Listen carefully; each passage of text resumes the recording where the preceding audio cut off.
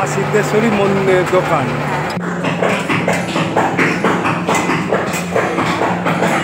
হাত ধোয়ার জায়গা, মিলে এসে বসারও জায়গা আছে।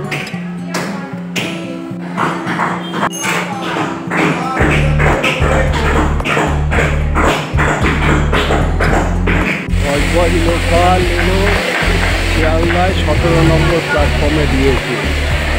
এবারে আমি যাব কৃষ্ণনগর লোকালের উদ্দেশ্যে। কৃষ্ণনগর লোকাল 6:55, 6 নম্বরে।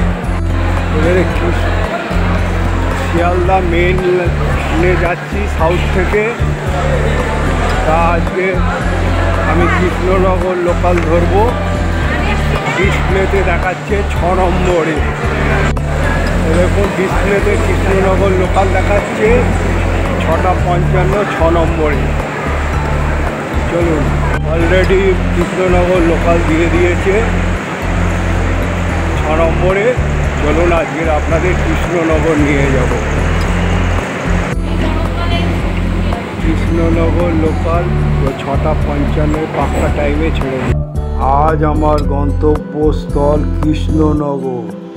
সিদ্ধেশ্বরী কালী মন্দির আপনাদের নিয়ে যাব। শহরের উত্তর পূর্ব দিক দিয়ে জলঙ্গি নদীর ডাক নাম হয়ে বয়ে চলেছে। পূর্বে নদীর উত্তর পূর্ব দিক দিয়ে গতি ছিল, পরবর্তীকালে নদীর গতিপথ পরিবর্তন ঘটেছে। বর্তমানে উত্তর পূর্ব বরাবর চলেছে। সেই সময় নদীর ওপারে বিস্তীর্ণ গভীর জঙ্গল ও প্রাকৃতিক দৃশ্য অতি মনোরম ছিল। সেই বিস্তীর্ণ বনভূমি বিভিন্ন প্রাকৃতিক পাখি, হরিণ, ময়ূর পরিবেষ্টিত ছিল। এই গভীর জঙ্গল বেষ্টিত তান্ত্রিক তারকনাথ ব্রহ্মচারী কুঁড়ে ঘরে স্ত্রীকে নিয়ে কালীতন্ত্র সাধনায় পূর্বা অর্চনা করতেন। তিনি নিঃসন্তান ছিলেন। বহু সাধনা ক্রিয়ার পর মা কালীর দর্শন পান, সিদ্ধি লাভ করেন। সেই সময় থেকেই মায়ের নাম সিদ্ধেশ্বরী মাতা নামে খ্যাত হয়। ব্রহ্মচারী কোথা থেকে এলেন, কি তার পরিচয় জানা যায়নি।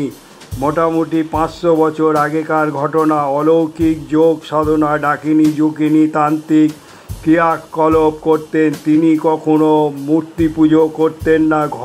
ঘরে বেদিতে 15 থেকে 20টা তন্ত্র ঘটে মায়ের পুজো করতেন। এই ব্যাপারে ওনার স্ত্রী দূরের গ্রামবাসীদের সহযোগিতা করতেন। অলৌকিক দর্শনধারী এবং বিদ্যুৎ ছাত্রার ন্যায় এলো চুলো খড়গধারী তান্ত্রিক ব্রহ্মচারী কার্যকলাপ সাধারণ মানুষের থেকে উচ্চ শ্রেণীর ঘরে ঘরে যশোর খ্যাতি পৌঁছে যায়। অবিভক্ত বাংলার কুষ্টিয়া, যশোর, খুলনা, ঢাকা থেকে এখনও মায়ের মন্দিরে ভক্তরা বংশানুক্রমে পুজো দিতে আসেন। ব্রহ্মচারীর সময়কালীন সময় পরবর্তী জমিদাররা চাষিদের ওপর নির্যাতন চালাতেন। অতিরিক্ত মুনাফার লোভে ঠিকমতো মজুরি মিলত না। কথিত আছে সেই চাষিরা রাতে ব্রহ্মচারীর আশ্রম থেকে আশীর্বাদ নিয়ে দলবদ্ধভাবে জমিদার বাড়িতে লুণ্ঠন চালাতো। কালক্রমে সিদ্ধেশ্বরীর মা ডাকাতে কালী নামে পরিচিত হয়। কিন্তু মা সৃষ্টির পালন ও দুষ্টের দমন, অতএব মা কী করে ডাকাতের কালী হবেন সেই কথা লোককথা প্রচলন হয়। কিন্তু আদৌ তিনি ডাকাতি কালী নন, তিনি মানুষ জীবজগতের কল্যাণকারী। এরপর তারানাথ ব্রহ্মচারী দেহ রাখার পর মায়ের পুজো অর্চনা প্রতিকূল অবস্থার সৃষ্টি হয়। তখন ওনার স্ত্রী গ্রামের লোকজন নৌকায় নদী পেরিয়ে বর্তমান কালীবাড়ির স্বর্ণকীটে অবস্থিত সিতু উদ্যানের বিপরীতে গোপাল ভবন 1240 বঙ্গাব্দে প্রতিষ্ঠিত প্রাসাদোদ্যম বাড়ি আশ্রয় পান। বাড়িটি এখন ভগ্নাদশা। তৎকালীন সময় এই বাড়ির যৌথ পরিবারের মালিক ব্যারিস্টার নীলম্বর মুখার্জির ছুটোর পাড়ায় কুলোপাড়া ও জলঙ্গি নদীর নিজের সারিকি বাড়ির অবস্থান ছিল। নীলম্বর মুখার্জি ব্রহ্মচারীর স্ত্রীকে পুজোর সমস্ত ঘট উপচার সামগ্রী সহ বাড়িতে আশ্রয় দেন, নিত্য পুজোর ব্যবহার করে। এইভাবে চলার পর তিনি অনুভব করেন এ ব্যবস্থা চিরকাল চলতে পারে না। তখন নীলম্বরবাবু ফরিদপুরের নিবাসী মনিনী মোহন মুখার্জির সঙ্গে যোগাযোগ করেন। তিনি নিকট সম্পর্ক কুষ্টিয়া জেলার জুনিয়াদহ গ্রামের জমিদারি গিন্নির নিজস্ব সম্পত্তি হেমন্ত সরকার লেন সংলগ্ন রবীন্দ্রনাথ ঠাকুর রোড হাই স্ট্রিটে অবস্থিত গোবিন্দ সড়ক মৌজা সিদ্ধেশ্বরী কালীবাড়ির সমস্ত জমি দেবত্ব সম্পত্তি হিসাবে দান করেন। ব্যারিস্টার নীলম্বর মুখার্জির হস্তে দানপত্রটি এখন কোথায় আছে তা জানা যায়নি। সিদ্ধেশ্বরী মা যেখানে আছেন এই ঘরটি জমিদার গিন্নির সেরস্তখানা ঘর ছিল। পার্শ্ববর্তী জমিটি বিরাট বাগান ছিল। এই জমিটি 130 ফুট লম্বা আর 70 ফুট চওড়া, প্রায় 10-12 কাঠা জমি। ভূমি থেকে মন্দির উচ্চতা 60 ফুট। মা যে ঘরটিতে অবস্থান করছে সেই ঘরের উচ্চতা 10 ফুট। 150 ফুট লম্বা বিশিষ্ট ঘরে মা অবস্থান করে। ঘরটি এখন সিদ্ধপীঠে রূপান্তরিত হয়েছে।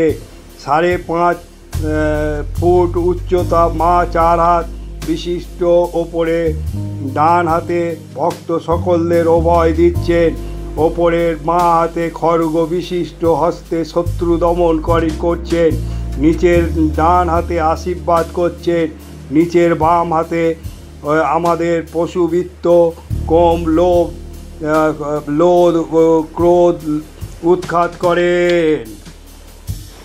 এখানে অসুর নিধন করে মুন্ডুটাকে ঝোলানো আছে। সিদ্ধেশ্বরী মায়ের মোট মুন্ডুমালা 101টি, তার মধ্যে কঙ্কাল মুন্ডুমালা 69টি। অসুর নিধন মুন্ডমালা হাতে ধরে আছেন একটা। মায়ের মুন্ডমালা 31টি। মোট 101। মহাকাল ভৈরবের মুন্ডমালা 7টি।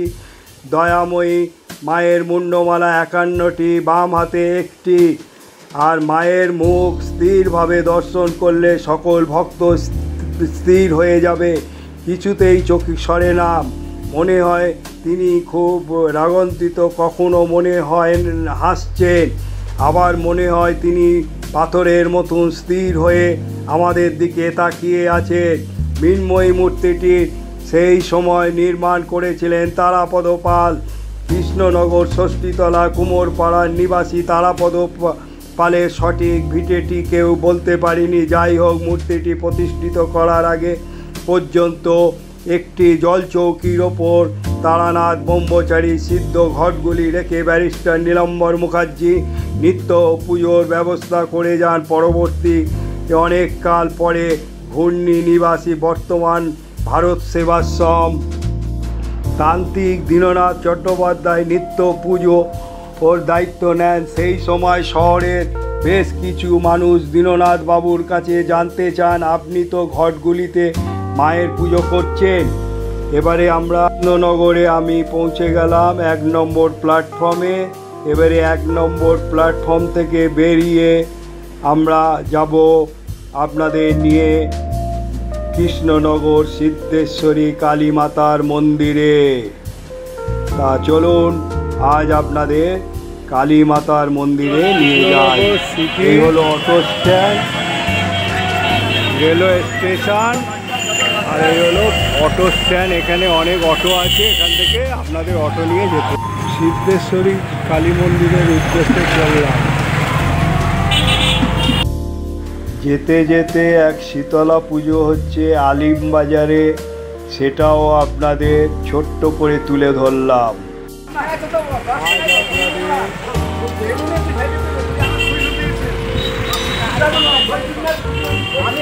আজ আপনাদের কৃষ্ণনগর সিদ্ধেশ্বরী কালী মন্দিরে এনেছি। চূড়া বিশিষ্ট মন্দির দেখুন, ওপরে মহাদেবের ত্রিশূল বিরাজ করছে। একচালার ওপরে চূড়া বিশিষ্ট মন্দির, সেটা আপনাদের তুলে ধরলাম। এই হলো স্টেশন থেকে আসতে 15 টাকা নেয় বাস অটো ভাড়া। আপনাদের রেখেছি, চলুন আপনাদের দর্শন করাই সিদ্ধেশ্বরী কালী মন্দির, কৃষ্ণনগর, নদিয়া জেলায় অবস্থিত। পুজো জিনিস নিয়ে আসবেন না, এখানে পেয়ে যাবেন। আচ্ছা, এখানে মিনিমাম পুজো দিতে ডালা কীরকম? ডালা এখানে 50 টাকা থেকে শুরু হবে। হ্যাঁ, 50 টাকা। মানে যারা আসবে এখানে এই মেলা দেখতে পাওয়া যায়, সব কিছু পাওয়া যায়। আপনারা পুরো সাজিয়ে দেবেন। 50 টাকা। আপনার দোকানের নাম? মা সিদ্ধেশ্বরী মন্দির দোকান।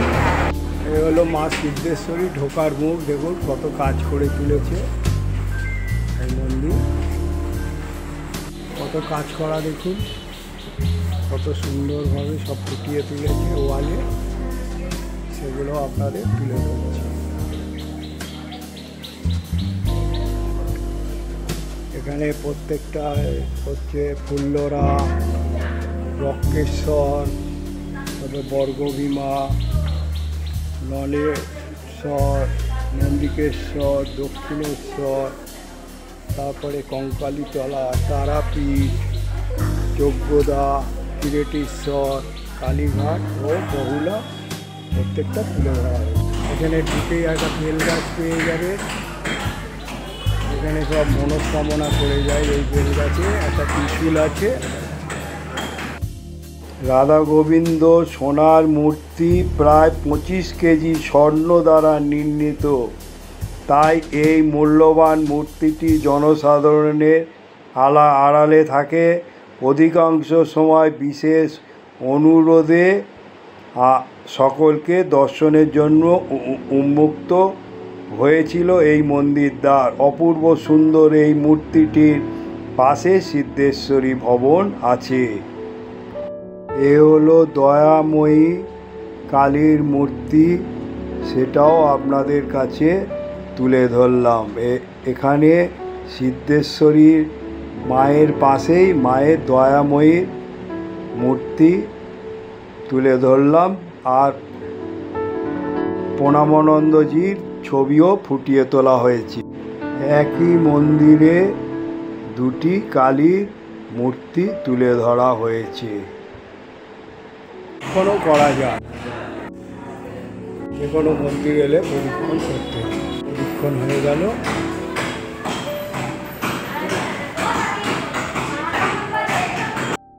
বিগ্রে কোষ্ঠী পাথরের শিবলিঙ্গ, এটা আপনাদের কাছে তুলে ধরলাম। এটা হলো কোষ্ঠী পাথরের শিবলিঙ্গ। রাধাকৃষ্ণ এবং নিত্যানন্দ পঞ্চতত্ত্ব সেটাও এখানে তুলে ধরেছে, আর এখানে কৃষ্ণকে তুলে ধরেছে। এই হলো সিদ্ধেশ্বরী মন্দিরে হচ্ছে নাট মন্দির। দেখুন নাট মন্দির কত বড় মন্দির।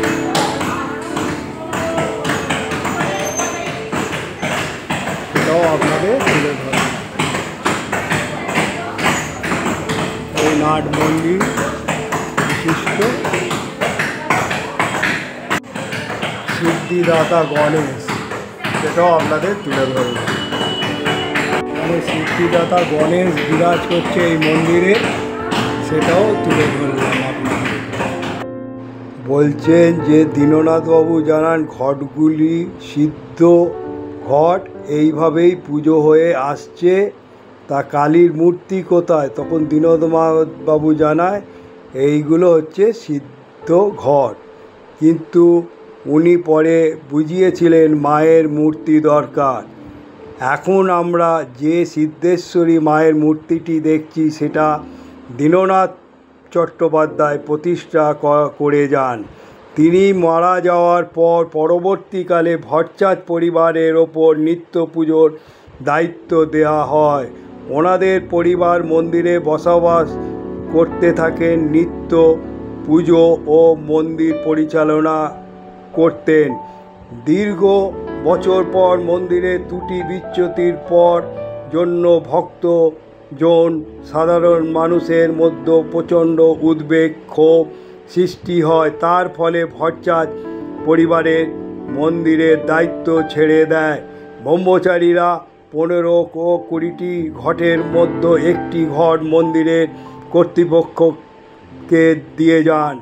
সেই ঘরটি মায়ের বেদি জলচৌকিতে নিচে রাখা আছে, সেটি ভিতরে রেখে বেদি করা হয়েছে। বেদির সামনে তামার ঘরটি দেওয়ালির পুজোর আগে তুলিয়া পরিষ্কার করে নতুন করে অধিবাস প্রাণ প্রতিষ্ঠা, ঘট স্থাপন, চক্ষুদান ও ষোড়শ উপবাসে পুজো করা হয়। এখন প্রশ্ন একটি, এই মন্দিরে দুটি মূর্তি কালী কেন? বর্তমানে প্রজন্ম, বিশেষ করে পশ্চিমে বাংলায় বিভিন্ন জেলা শহর থেকে বহু পর্যটকবাসীদের প্রশ্নের সম্মুখীন হতে হয়। 60-এর দশকের মাঝামাঝি সময় মায়ের মূর্তিটি সংস্কারের প্রয়োজন হয়, কেননা দীর্ঘ বছরের সংস্কারের অভাবে মূর্তিটি ফাটল ধরে কমজোরি ও বেঁকে যায়। অতএব এক পক্ষ মত দিল এই সিদ্ধেশ্বরী কালীর বহু পুরনো ভগ্ন মূর্তি জলঙ্গি নদীতে বিসর্জন দিয়ে নতুন কালী মূর্তি তৈরি করে সিদ্ধেশ্বরী নাম পূজা অর্চনা করা হয়। এই নিয়ে দ্বিমত তৈরি হয়। তাদের মত ছিল মাকে বিসর্জন দেওয়া যাবে না, আমরা এই মাকে চিনি, জানি, উনি জাগ্রত, মায়ের অভীষ্ট পূরণ করেন। কিন্তু যখন বিসর্জন নিয়ে সিদ্ধান্ত চূড়ান্ত, পাশে দয়াময়ী মন্দির নির্মাণ কাজ চলেছে, তখনই ঠিক হলো এবার আবার মৃন্ময়ী মূর্তি নয়, পাথরের কালী মূর্তি তৈরি করে সিদ্ধেশ্বরী নামে বসানো হবে। এই ব্যাপারে ঘূর্ণির কার্তিক পালকে দায়িত্ব দেওয়া হয়, কিন্তু পাথরের মূর্তি তৈরি করতে গিয়ে দুবার ফেটে যায়। এরপর সদূর রাজস্থান থেকে মার্বেলের পাথর নিয়ে এসে মায়ের মূর্তি করতে গিয়ে সেটাও ফেটে যায়। সেখানেই মায়ের দৈব লীলা। তখন সিদ্ধেশ্বরী মা থেকে গেলেও এই থাকার পেছনে চাষাপাড়ার ধনু ঘোষ মুখ্য ভূমিকা নিয়েছিলেন। মাকে নদীর জলে বিসর্জন নিয়ে তুমুল অশান্তির সৃষ্টি হয়। তখন চাষাপাড়ার বাসিন্দা ধনু ঘোষ তীব্র প্রতিবাদ জানিয়েছিলেন, এ মাকে যারা বিসর্জন দেবে তাদের সবাইকে নিয়ে আমি বিসর্জন দেব। তার হুঙ্কারে সবাই পিছিয়ে যায়। আমরা প্রভাবশালী ধনু ঘোষকে জন্যই পুরনো মাকে দেখতে পাচ্ছি। যাই হোক, শেষ পর্যন্ত পুরনো সিদ্ধেশ্বরী সংস্কার হলো। ভাটপাড়া থেকে পণ্ডিতদের আহ্বান করা হলো, ওনাদের বিধান মতো মায়ের সংস্কার করা হয়। তার ফলে সিদ্ধেশ্বরী মা থেকে গেলেন একদিকে, নতুন মন্দির নির্মাণ হয়ে গেছে। তখন ঘূর্ণি কার্তিক পালের নির্দেশে মুক্তি পাল দয়াময়ী নাম করে মৃন্ময়ী মূর্তি তৈরি করেন, যার ফলে একই মন্দিরে দুটি কালীর মূর্তি পূজিত হয়। দেওয়ালি কালী পুজো দুদিন আগে মায়ের নতুন করে অধিবাস হয়। সেই দিন মা জেগে ওঠে। সিদ্ধেশ্বরী মায়ের আধ্যাত্মিক ও গুণী ব্যক্তিদের পদার্পণ ঘটেছে। তারা হলেন আনন্দময়ী মা, ভবা পাগলা ও জ্ঞানানন্দ মহারাজ, আধুনিককালে শিবনাথ ভারতী প্রমুখ ব্যক্তি সম্পন্নরা। আসুন জাতি ধর্ম নির্বিশেষে মায়ের কাছে প্রার্থনা করি। রাজধরে মহাগড়ে দেবদারে চ পর্বতে সর্বত রক্ষ মাং সিদ্ধেশ্বরী দক্ষিণা কালীকে। এই মন্দিরের বৈশিষ্ট্য হলো পাশাপাশি দুটি গর্ভগৃহে দেবীর দুটি বিগ্রহ আছে। তার মধ্যে একটি বিগ্রহ দেবী সিদ্ধেশ্বরী কালীর আর অপরটি দেবী দয়াময়ী কালী। এখানে ভক্তরা এসে ধূপ মোমবাতি রেখে দেবে। একটা তুলসী বেরিয়ে আছে। আর এই হচ্ছে নন্দী বাবাজি বিরাজ করছে, দেখুন এই মন্দিরে। এখানে আর একটা হচ্ছে আছে, এটাও তুলে ধরলাম, শিবলিঙ্গ।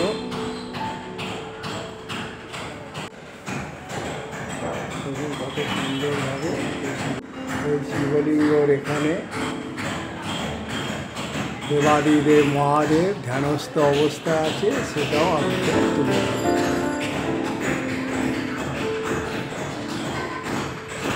হলো নন্দী মহারাজ, সেটাও আপনাদের তুলে ধরব। এ হলো সিদ্ধেশ্বরী ভবন, আর এখানে নতুন কনস্ট্রাকশান হচ্ছে বলে অনেক আওয়াজ হচ্ছে, সেই জন্য আমার ভিডিও করতে কিছুটা অসুবিধা হয়েছে। এই হলো মহাদেবের মন্দির, দেখুন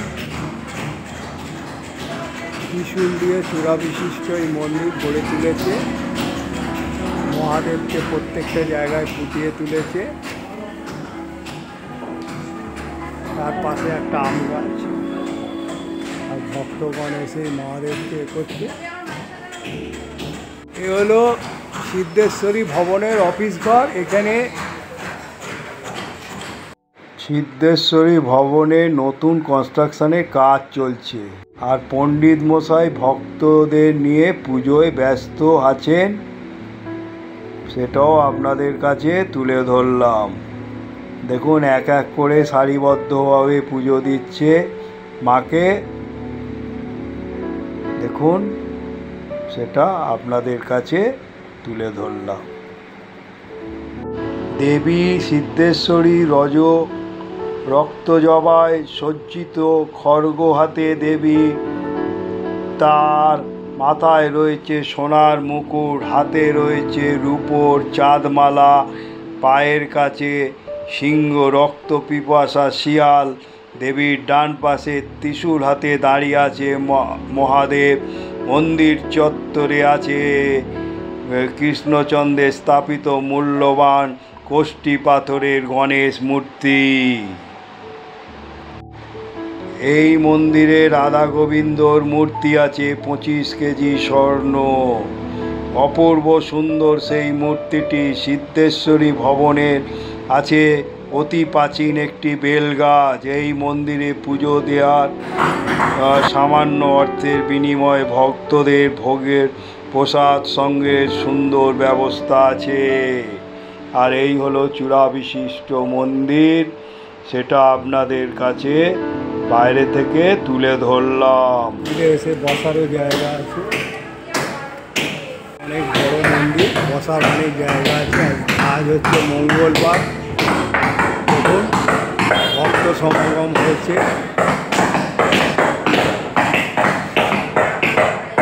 পণ্ডিত মশাই খুবই ব্যস্ত,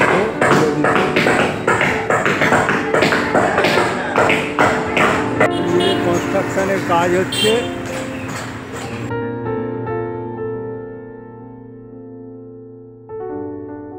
বন্ধু, আশা করি আপনারা কৃষ্ণনগর সিদ্ধেশ্বরী কালী মন্দির দেখার পর লাইক, শেয়ার ও সাবস্ক্রাইব করে আমার পাশে থাকবেন।